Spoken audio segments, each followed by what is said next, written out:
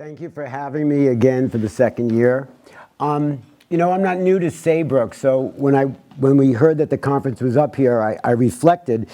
So in 1996, I was employed by Dr. Robert Atkins of the Atkins diet, and I had just finished my fellowship in cardiology at Lenox Hill Hospital, and Dr. Atkins and I had a radio show, and he would call me down at 12 o'clock to do the radio show on WOR. And this one day, it was probably in April of '96, he called me downstairs to meet a patient who happened to live up here in Saybrook.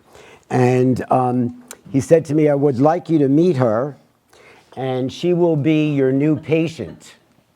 And he said to her, Catherine, meet Dr. Fratellone. And he said to her, he will make house calls because you both live 2 blocks away from each other. So I lived on 51st Street and she lived on 49th, and we became friends. And the following year was her 90th birthday, and she invited me up to Saybrook to her house, and I met her whole family and a lot of other friends. And for the next 7 years until she died, we became really good friends, and I would spend every weekend up in Saybrook. Unfortunately, she died in June of 90, I guess it was 97, no, 93. She was 96 years old.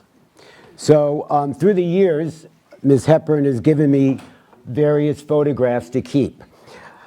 So my topic today, how many people do IV therapy in their office?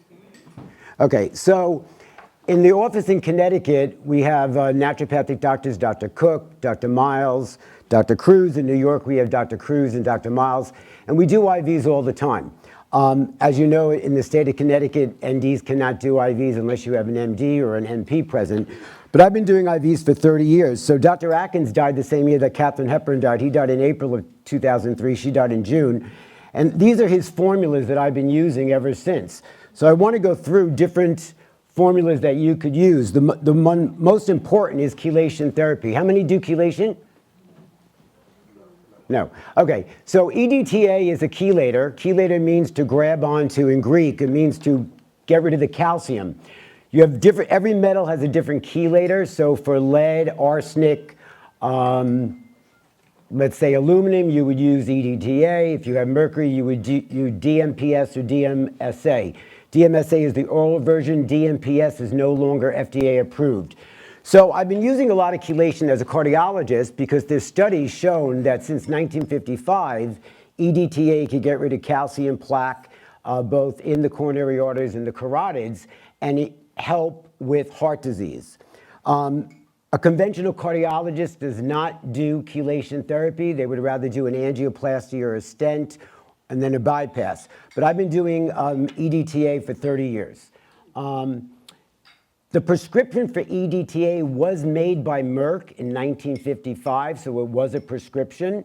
It was taken out of the PDR in 1959, and since then it's a non-covered service that is not covered by any insurance company. In 1997, Dr. Atkins and I participated in a trial called the TAC trial. The trial was the trial to assess chelation therapy. The trial was supposed to last 2 years. It lasted 7 years. And at the end of the trial, it proved that EDTA can help with coronary artery disease, except the insurance companies would not cover it. Basically, it's a chelator. It forms a complex and it excretes the metal through the urine or the feces. If you do chelation, you have to measure the creatinine before you do it. There's a whole formula. If you want to do chelation in your office, you should get certified by the American Board of Chelation Therapy. It's ACAM, American College of Advancement in Medicine. You could take a full weekend course, usually they're in Vegas, and you will get certified in chelation. I would say that that course is really beneficial for any IV therapy, but you would get board certified in chelation. It is a written test and an oral test. Again, I included starting now, you see the first slide, 1989, Cranston is the one who really talked about chelation. Again, I think it's worthwhile to do it. You need about 30 sessions IV. You start with 1 gram of EDTA, followed by 1.5, followed by 2 grams. You do not exceed 2 grams because the kidney function, because EDTA will cause an increase in creatinine. So it is a well-established treatment. I use it for coronary artery disease, but I also use it heavy metals. In the state of New York, we're not allowed to do hair analysis, so we have to do a provocative challenge. In Connecticut, you could use a hair analysis, but you can't do a provocative challenge unless you have an MD prescribing the DMSA. So when you use doctor's data, you have to pick out which chelator you want. The most common is EDTA, although you do know that iron penicillamine is a good chelator for iron, although EDTA does remove iron. The problem with chelation is if you do not give the minerals the day after, the person becomes very weak.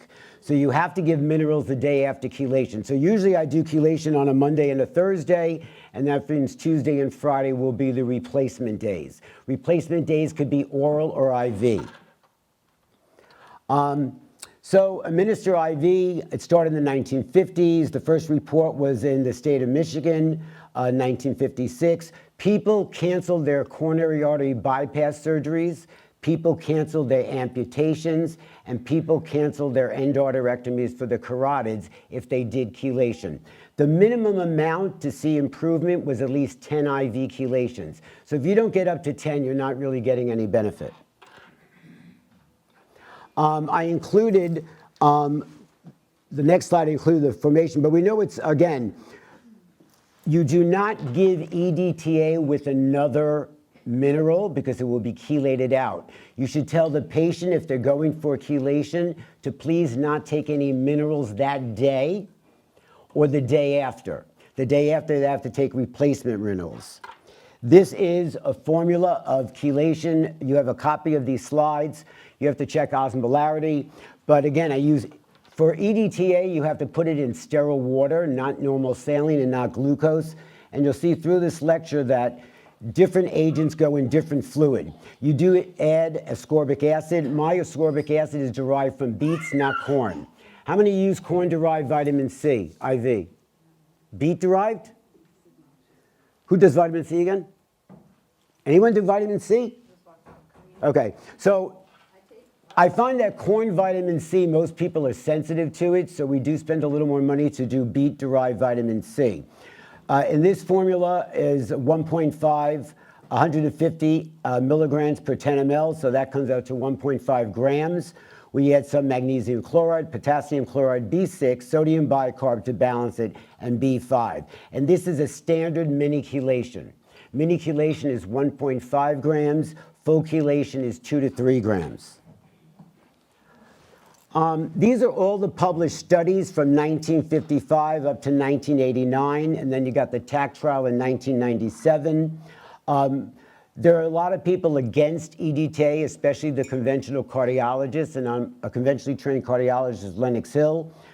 We did our first angioplasty in 1978 at Lenox Hill, and since then we've done thousands and thousands of PTCAs and stents. Of course, they're now coated stents. We also do a lot of bypasses at Lenox Hill. But if you could save someone from going for a bypass or a stent, Dr. Atkins used to say, once you get a stent, it's like a Lay's potato chip. You can't get just one. So you go from one to another, and before you know it, you're ending up on the table for a bypass. So the arguments for it or against it, I think it's efficacious, I think it's safety, I think it's beneficial. There's no downsides of chelation unless you don't watch the creatinine. You have to get a creatinine the day you start the chelation. You have to get it midway through and at the end. And usually there's no change in creatinine provided you give the right amount of fluid. So the controversy is that more than 900,000 patients have done chelation in the United States. It's common in Europe to do chelation instead of going for a bypass, but not in the United States. I will say that when it started, all the studies on this slide, these are all the studies that have been done in the late 1990s, early 1990s, all the way up to 94. Again, the TAC trial was done 1997 to 2006. The agent is EDTA. You do not use DMSA or DMPS for chelation because that only chelates mercury first, lead last. So when you're using EDTA, the first mineral that comes out is calcium, which is what plaque is made of. The second mineral is lead, down the line all the way to mercury. It forms a divalent bond, and it's not specific for calcium. You could use lead, aluminum, arsenic, all come out with EDTA. Again, make sure you replete your minerals the next day. What makes up plaque is really the question. Is plaque made of calcium? Is plaque made of platelets? Is plaque made of fibrin? Or is plaque made of infectious organisms? So in 1999, the American College of Cardiology, the journal, we call it the Red Journal, published a report that when they did PTCAs and they pulled out plaque, they found 20 different organisms in the plaque. So really, what is plaque is the question. It is not just made of calcium. I believe the plaque is made from infections denuding this wall, the cell wall, and as you denude the cell wall, calcium sticks, platelet sticks, fibrin sticks. One proponent, a critical factor, is that as you get rid of calcium, more minerals stick to the wall. So some conventional cardiologists do not believe that chelation is worth it because it gets worse at the end, meaning that if you chelated all the calcium, you denude the wall, and then more calcium will build up on it. So some proponents against some people against EDTA say that it causes more problems. Another con against chelation is that it will cause osteoporosis, and that is not true. If you pull out calcium, you then cause the parathyroid gland to deposit more calcium in the bone. So actually, EDTA has been used for osteoporosis.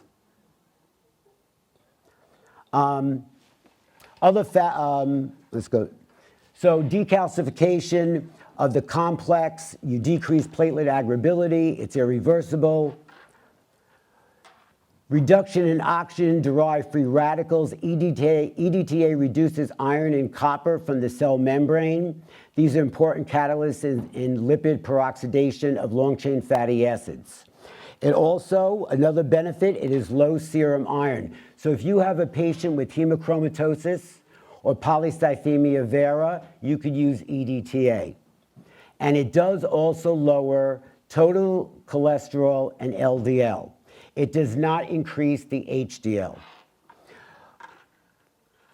By removing calcium, there's an increase in vascular dilation. This decreases peripheral resistance, and that's how it increases blood flow.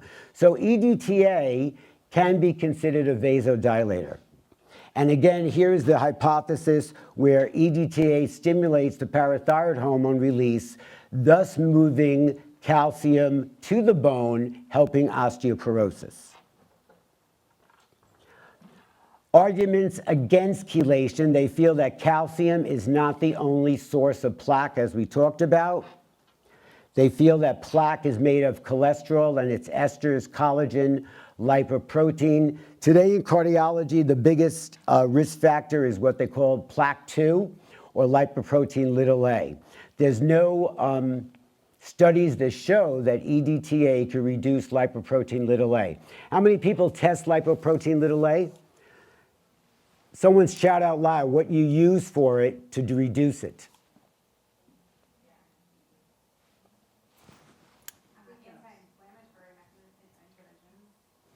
So would you recommend the cardiologist to put on a statin drug? So the problem with a lipoprotein little a, there's no good agent to reduce it. I have found through the 30 plus years practicing that proline, lysine, coenzyme Q10, and niacin do work to lower lipoprotein little a. So if you have a lipoprotein little a, and that's the only risk factor you have for the person's coronary artery disease, I would say put on proline, lysine, niacin, and coenzyme Q10. What about high-potency SPMs? They work too, yeah. But I use it in combination. I don't use them singly. But I will say that EDTA does not work for lipoprotein little a. So if you're thinking that you're going to refer someone to me or to someone else who does EDTA, it will not work for lipoprotein little a.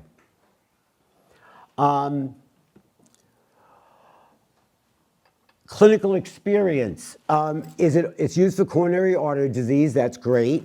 It's also used for peripheral vascular disease.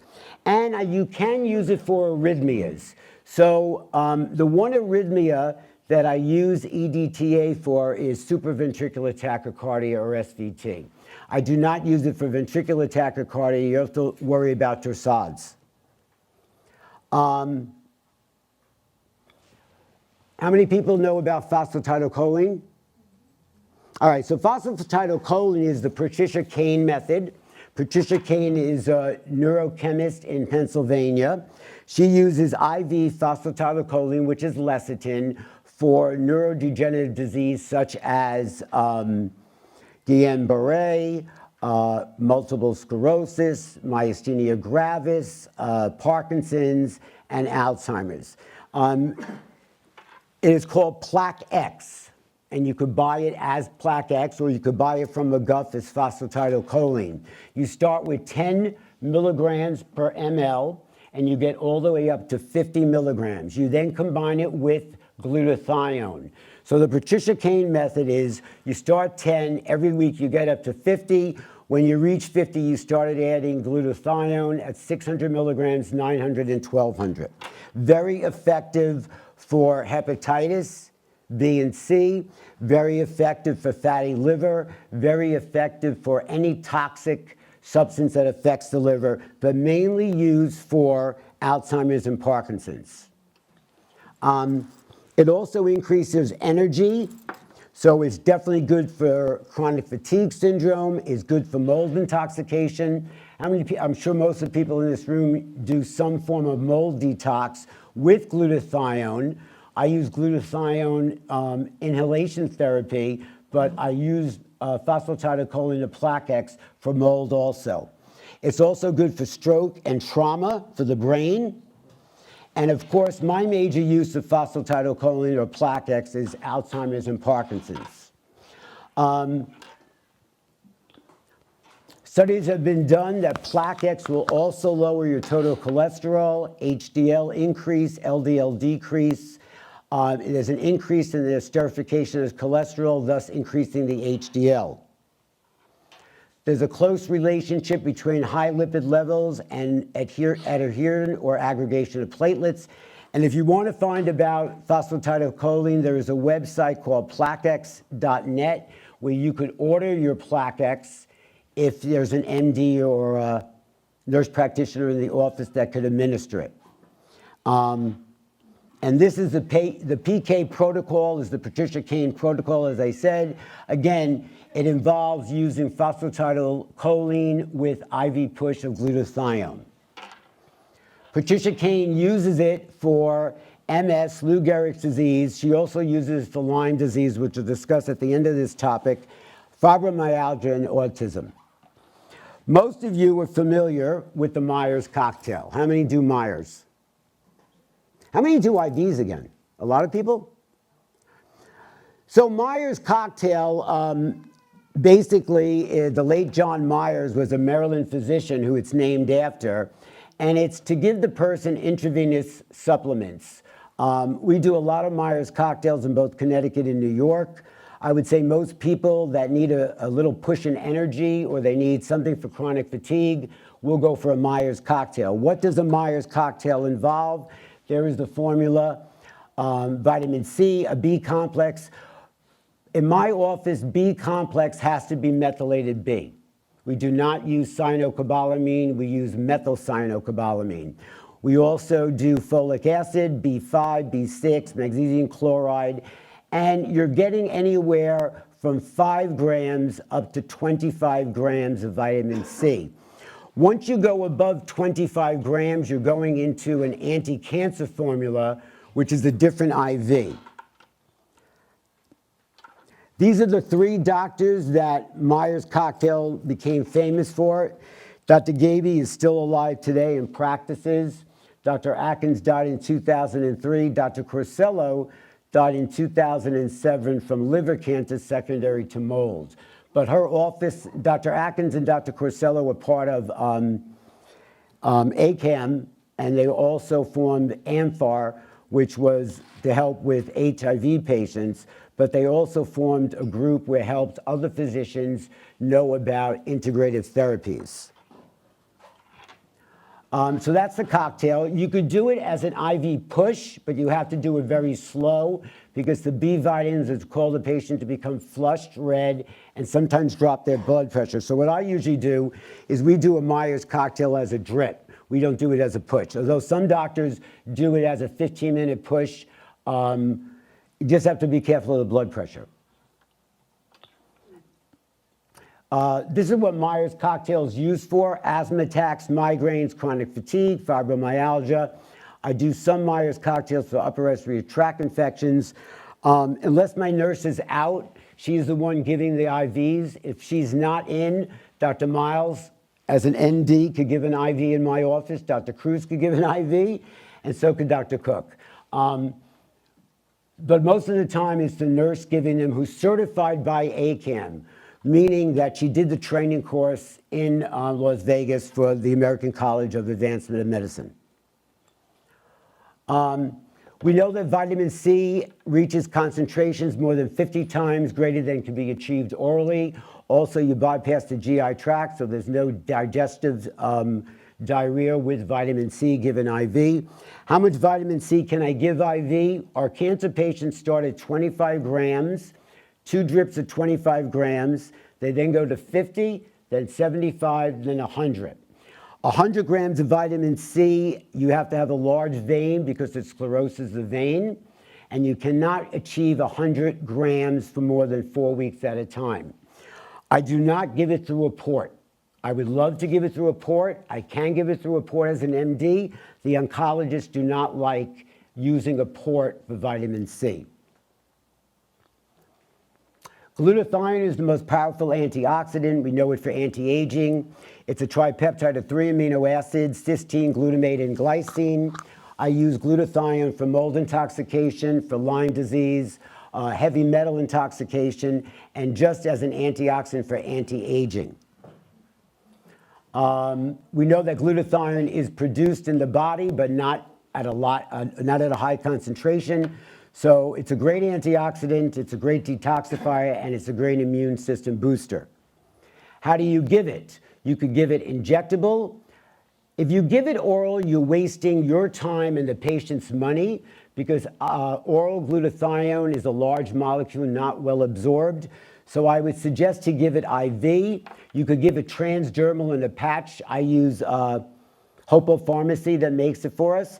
And I prefer to give it IV push starting at 300 milligrams all the way up to 1,200 milligrams. When you go past 1,200 milligrams, you should put it in a bag of normal saline or in a bag of sterile water. You can use up to 2,400 milligrams or 2.4 grams of glutathione. Again, it's a series. You start with 300, next week 600, next week 900, then 1,200. You can make it as a gel, so Hopo Pharmacy makes it a gel for patients that have skin conditions. It's great for psoriasis, it's great for eczema. And again, you have to find a compounding pharmacy in your area that will compound it for you, provided you get the prescription written by a licensed practitioner. Again, oral forms, I don't use oral forms, they're destroyed in the GI tract. Oral is the least effective. The reduced form of glutathione is better absorbed than the non-reduced form. And don't forget, the precursor is NAC or NAC. You need quite a bit of NAC to convert to glutathione. So if you're giving NAC as an oral supplement and it comes in 300 to 600 milligrams, you have to give at least 3,600 to even convert to 100 milligrams of glutathione. So again, if you're giving someone NAC as an oral agent, please give them at least 6 tablets of 600 to even get the absorption of the glutathione. So see a lot of doctors give 300 twice a day, and they think that's enough to convert to glutathione. It is not. Other therapies. Well, I do a lot of cancer support, as I said, starting with 25 up to 100 milligrams. And we'll talk about colloidal silver. This is my antioxidant formula. All these formulas were made by Dr. Atkins and myself 30 years ago, and I still use them. They're in a binder in our office. Anyone here is welcome to call the office and we'll send you the formulas. They're common knowledge. It's nothing proprietary to myself or Dr. Atkins. And you'll learn all about these formulas at ACAM. Antioxidants should go in sterile water, as opposed to anti-cancer, which also goes in sterile water. There are very few IVs that go in glucose. The one that I forgot to mention when I got up to it is Plaquex. Plaquex has to go in glucose. So phosphatidylcholine, you'll actually kill someone if you combine it with saline or sterile water. It needs the glucose molecule. It needs the glucose molecule to get in. So that's the only formula that is good in glucose. So this is the anti-cancer. Now you see on there geranium. Geranium is a plant, of course, but it's non-FDA approved. Most of you know I don't do things that are FDA approved. So I do get germanium from Europe, and I do put it in the IV. People could ask about other herbs that I give IV. I give mistletoe IV. I give a lot of things IV from plants that are not approved. But germanium was approved years ago. The FDA banned it 15 years ago, but I still get it from Germany. I put selenium in there, a lot of trace elements. But again, the anti-cancer starts at 25 grams, goes all the way up to 100. So what happens if you reach 100 grams? Then you go back down. So I get 2 of 25, 2 of 50, 2 of 75, 2 of 100, and then go back down, 2 of 75, 2 of 50, and go back. So with cancer in our practice, it's an up and down of vitamin C. About 3 years ago, Dr. Cruz said we should start methylene blue in the practice. So it's non-FDA approved, so of course I went for it. And we started getting it. And methylene blue, as you know, is FDA approved for methaglobinemia. Other than that, it is not FDA approved for anything else. You could use oral or drop form of methylene blue, except I don't think it's as efficacious as using IV methylene blue.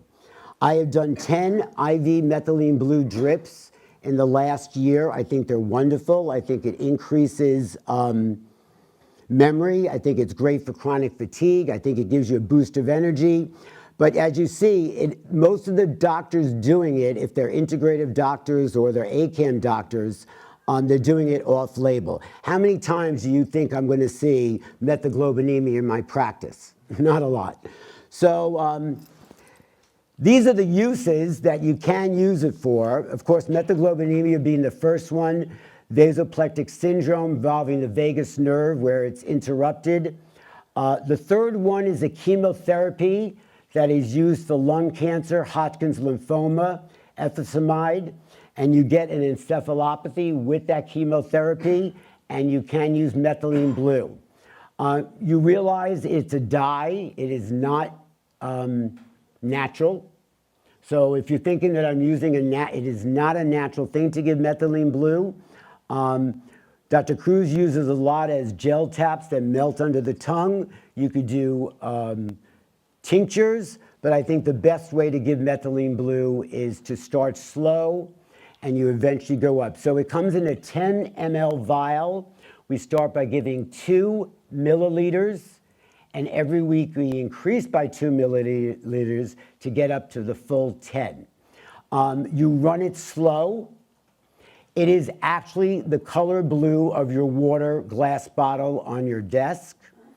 You must tell the patient they are going to pee blue. If you do not, they will call you freaking out. Their urine has changed the color. It starts at blue-green. How do you know when they reached enough methylene blue? You have to tell them that when your urine becomes the color of the bottle on your table, that's when you reached enough methylene blue. Then you take a break and you can do it again, because the methylene blue saturates the receptors in the brain. So you reach a plateau, just like you reach with glucose. Before it spills into the urine, you reach a plateau. The same thing with methylene blue. It was used in the 1940s as a drug against malaria. The uses: it is definitely neuroprotective, so it's great for Parkinson's, it's great for Alzheimer's, it's great for any demyelinating disease. It has anti-aging effects, of course, because it's used in malaria. It has antimicrobial effects. It is also good for wound healing, but not good as honey that you'll hear at the end of the day by Dr. Dennison, which we use a lot of honey in our practice as a beekeeper. But you can use methylene blue for wound healing. And it's also been studied in psychiatric illnesses. Is it safe? Well, that first line is in bold for a reason. I think if you have to have an MD or someone with a licensed profession to give methylene blue. It is not safe in one reason. It can develop serotonin syndrome, so you have to take a careful history if the person is on an SSRI or SSNRI. If they are, you cannot give methylene blue. In 30 years, I've seen serotonin syndrome once, and the person died. So I really think it should be used with precaution. Also, it's contraindicated in patients who have a glucose-6P deficiency, which also vitamin C is contraindicated. So when a person comes with vitamin C in our practice, we're going to see if they have an enzyme deficiency before we give them vitamin C, because if you give vitamin C to someone with glucose-6P deficiency, you will cause lysis of their blood cells and hemolysis, and they could die. So you have to make sure that you check that enzyme. How do you administer methylene blue? Is 0.1 to 0.2 mLs per kilogram, IV slowly, over several minutes if you're giving it a push. We give it as a drip over 30 to 60 minutes. We never exceed the recommended dosage based on their body weight. You never give it subcutaneous. And you have to inform again that the urine will change from yellow to green-blue to really cobalt blue like the Saratoga bottles. The last thing we do, which is an IV, is SOT. SOT stands for Supportive Oligonucleotide Therapy. This is where we utilize a lab that I've been using for 30 years, 25 years. In 2004, 2005. So 1995, my father was diagnosed with metastatic bladder, kidney, and prostate cancer. He went to see a urologist at Sloan, Dr. Russo. Dr. Russo started chemotherapy. Within 8 weeks, my father gave up because he could not tolerate the side effects of the chemotherapy. At the same time, in 1995, there was a lab in Greece called RGCC that was starting that you would send about 20 to 30 cc's of blood to the lab, and they would tell me what chemotherapy works for his cancer, what herbs and supplements work for his cancer, and how many cancer cells are floating around in the system. The test cost between $1,800 and $2,400 and non-covered. I did the test for my father, and it came back that the chemotherapy that Sloan Kettering was giving him was not effective. It was only 30% effective. So there were more chemos on that test that were effective. I asked my father to go for those chemos, and after 6 weeks of losing his hair and losing about 30 pounds, he gave up and he said, "I do not want any more chemo." But he agreed to do vitamin C, going up from 25 to 50 to 75. So this 75-year-old man hopped on a bus from Toms River, New Jersey twice a week to get vitamin C in my office. It was the only time that I had espresso delivered to me from New Jersey. He also brought chicken cutlet sandwich to make sure we ate in the office. 10 years later, my father's still living. It was in 2005 in summer, and he's died playing racquetball on the court, hitting his back of his head, getting a subdural hematoma. He never died of cancer. So I've been using RGC Lab since then for cancer patients, but we also do the SOT because they actually can make a remedy against cancer. They also can make a remedy against a certain species of Lyme disease or any infection. So I would say that you can use this lab, provided there's a healthcare practitioner in your practice that is licensed. You could use RGCC Lab to make remedies against every species of Lyme, not just Borrelia burgdorferi, but Borrelia bavarensis, Borrelia maritima, all these unusual Borrelia infections. But we also use the lab to make antibodies against specific cancers. I find SOT to be very effective. It's very patient specific. The only drawback to SOT is the cost. We're pretty reasonable in New York and Connecticut, but I do know some practitioners are charging $4,000 above the initial cost to send the lab. So I think it's not really that good. You could really charge maybe $400 to $500 above the cost, but to charge $3,000 and $4,000 is a lot. Any questions?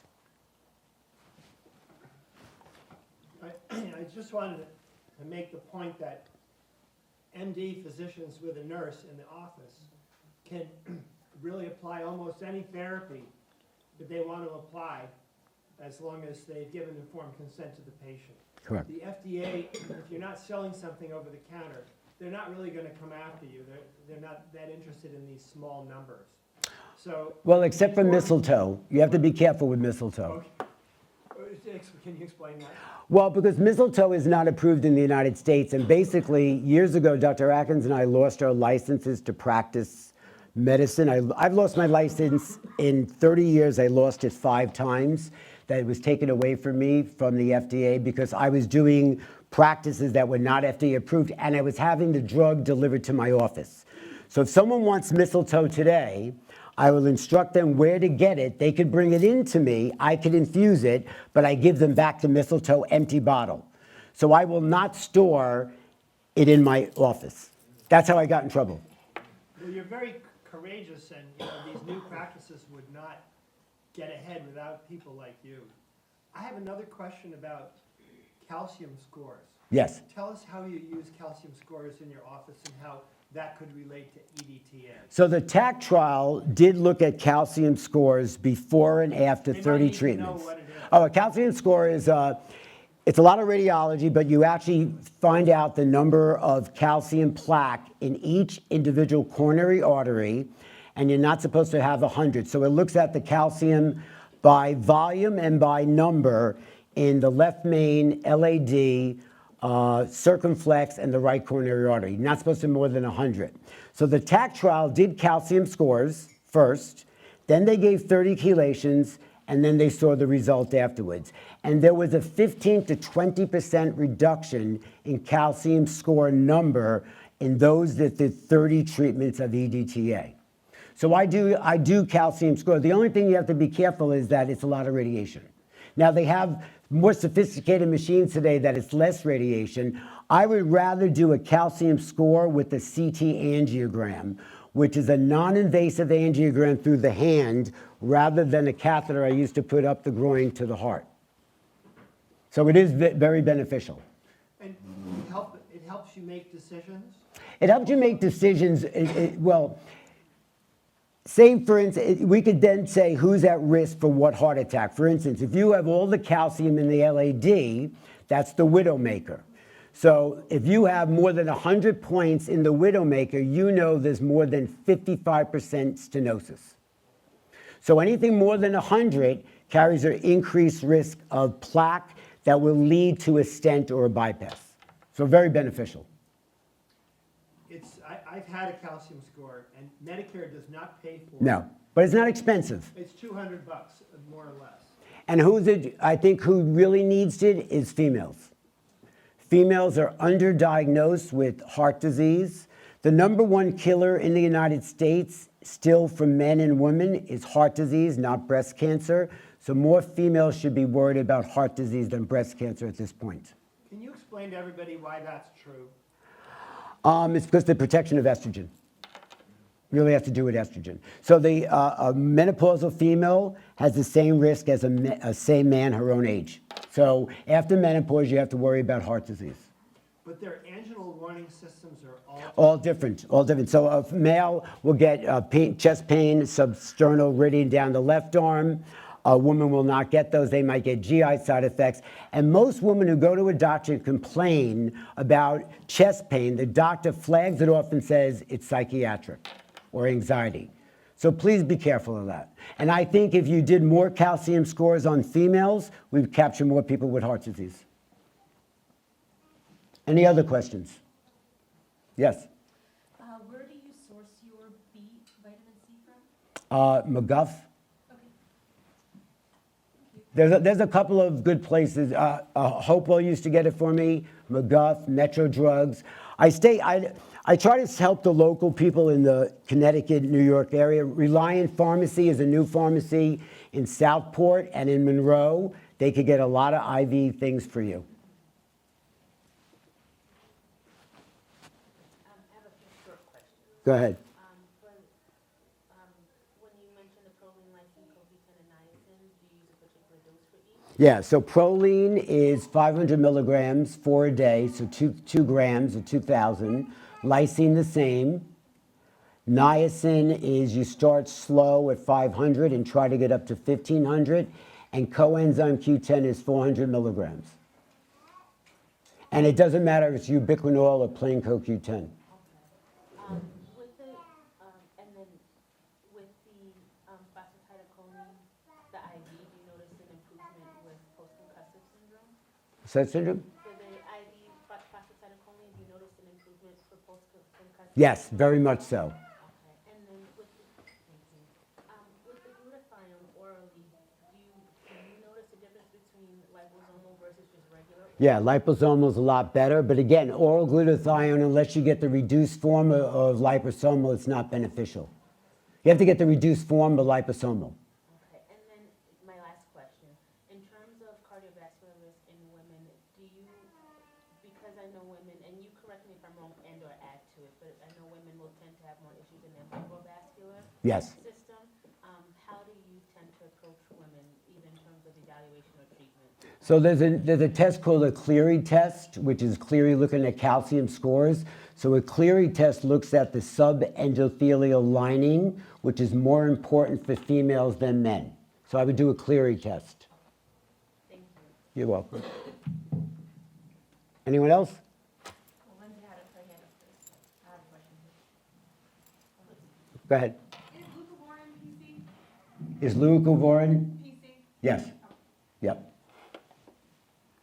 Do you advocate for repeat coronary calcium tests? Not a year afterwards. I do at 2-year intervals because of the radiation. So if I do a calcium score, I do 30 chelations, I'll wait the 2-year mark to get it again. A little bit unrelated, but you brought up statins, so I was wondering if you use statins, and if so, how do you utilize them? Okay, there's only one statin I use. I think yesterday when they were talking about, I do not use atorvastatin, Lipitor. I think it's the weakest statin on the market. The only statin I use is rovastatin, which is Crestor. I start at 5 milligrams. I only give it 3 times a week, and I only do it if your particle size is pattern B, which I did teach when I was teaching cardiology at Bridgeport. If you're pattern B, which is small, dense, little LDLs, then you use rovastatin. If you're pattern A on your LDL, no statin. But that's the only statin I use. And I start at 5, and I will repeat the particle size. If I convert from pattern B to pattern A, I stay at 5 milligrams 3 times a week. If I don't convert, I'll go to 5 milligrams 4 times a week. But I want to use the least amount in statin because of the side effects.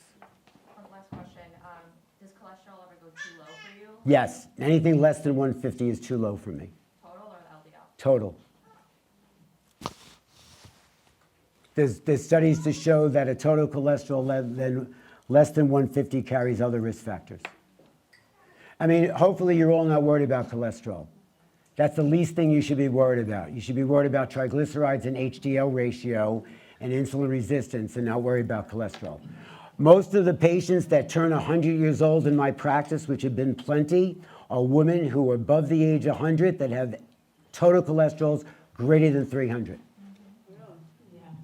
So cholesterol is needed. And the other thing, Is there someone you wouldn't do the chelation on minus any kidney issues? And have you ever used it on someone with cardiovascular disease due to like a prolactinoma or adrenal adenomas? you have to be careful with adrenal adenomas. You can't use it for someone with pheochromocytoma, that we know, but adenomas you can. And not just if you're missing a kidney. If you have a creatinine clearance that's less than 25, you cannot use EDTA. Thank you all very much.